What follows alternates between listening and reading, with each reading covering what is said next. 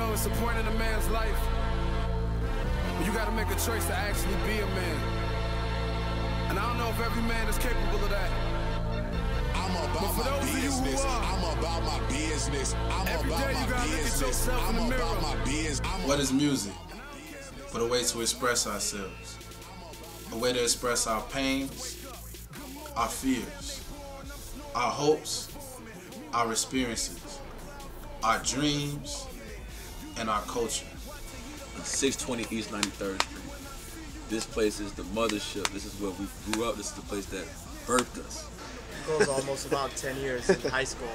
Yeah. And especially since high school, everybody has the same classes together. So, we had our own little group. We used to hang out and do all the, copy off each other and all that crap. We were in the schoolyard, and you asked me to listen to something on your cassette tape, on your cassette player, which we used to still listen to those things back in the day. Right. And it was my first time really listening to hip-hop music. I think this place, man, it symbolized so much of who we are as men and as human beings. We learn so many things, in this house. You learn how to share. You learn how to become a decent person to society. You learn how to love. You learn different things. And this place will always have a special place in my heart. Rap music is my culture. The definition of psychosis is a person that makes their own reality. They see and hear things in their own way. You might not be able to understand it, but it's real to them. It's what they see. I want the world to know what I see. I could tell at that moment that, you had a real passion for it. It was intriguing how we always was looking for something different. I kind of feel like that was a perfect era for us to grow up within music, because we learned a lot and we always were searching for different outlets to express ourselves. So anything that was new and that sounded like it pretty much had a good harmony to it, we was always with it. One of the things that shaped me to become the artist that I am right now has a lot to do with my childhood. I grew up with my father in jail and struggling as a family, just like many other families around the country do. So I think music became a way for me to express myself and my emotions and get my thoughts out. When I was young and I began rapping, it was a lot of artists that I felt exemplified different styles, different levels of uniqueness. Unique was the thing that I looked towards an artist, artists I respected. Artists like Nas was unique because he came with, the conscious rap, but he had the street element to it. We should be human beings that are conscious and in tune with our surroundings. Therefore, the music we make is impactful to that surroundings. It reflects the surroundings around us. Artists like Twista from Chicago, I'm from, he was unique because he could give you wordplay and word patterns. Him and other artists from the Midwest like Bone Thugs and Harmony, we got known for that quick-paced wordplay that was something different. You got a lot of other music out there.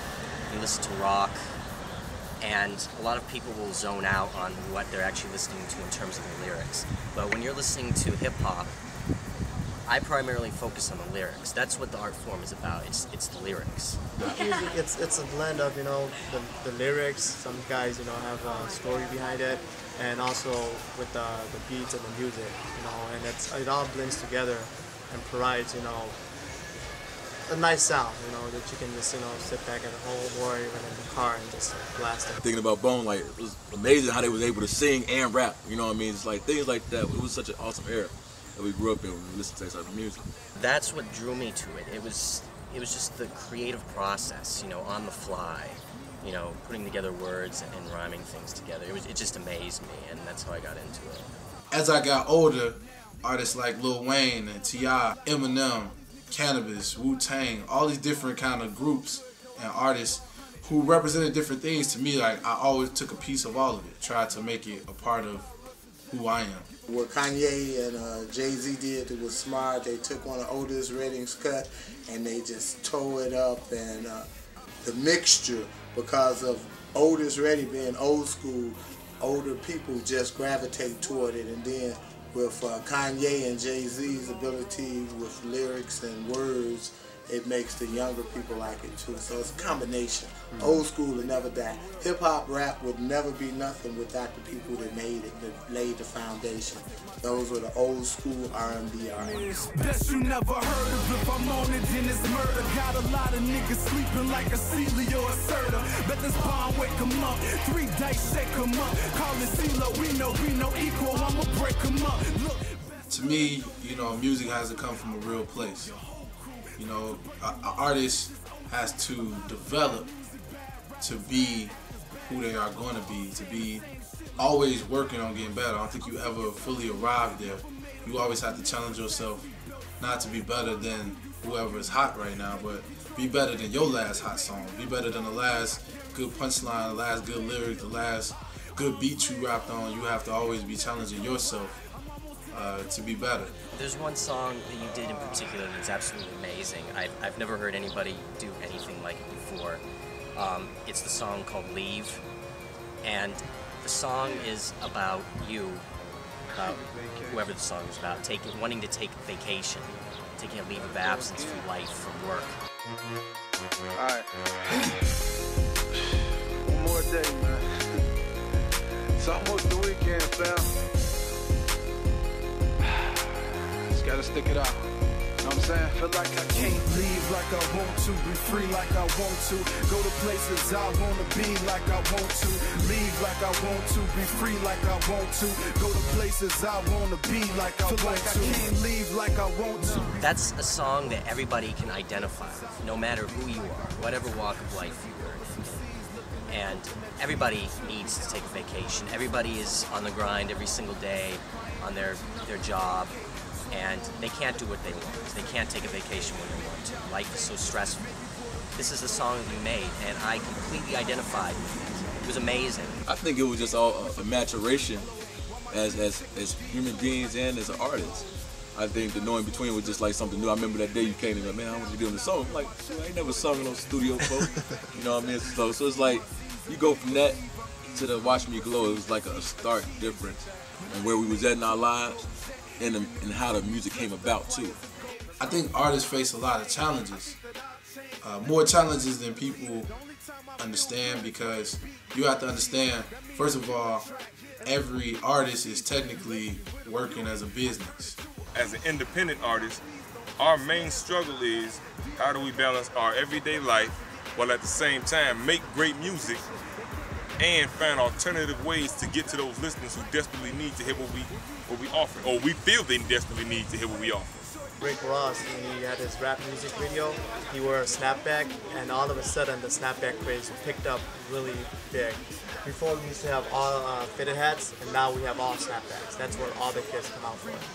You can get music the same day that it's created, the same day that it's out there. You can go online and pick it up. So in order for mom and pop stores to thrive and to stay alive, we have to do a little bit of everything the top said. I think what I'm moving towards right now is challenging myself to make the kind of music that I never have before.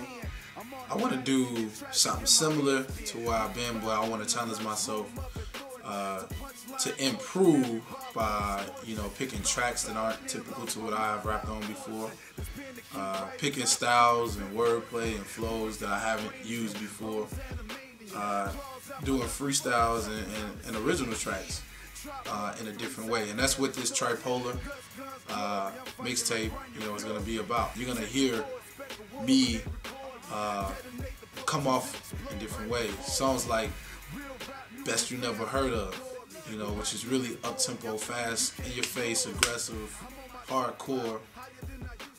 And then you're going to hear songs like Watch Me Glow, which is laid back, and it's just a celebration of life and just, feel good and have fun. And I think, again, that versatility and that diversity is always going to be something that I challenge myself to do.